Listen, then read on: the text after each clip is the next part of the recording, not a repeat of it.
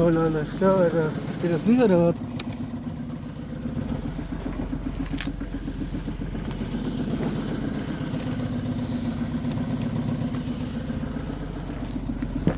Doch geht.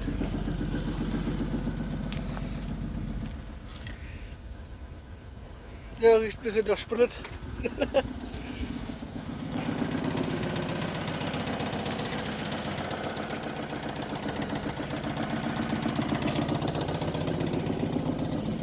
Ja, ist die Motorhaube, die klappert. Aber nichts Wildes.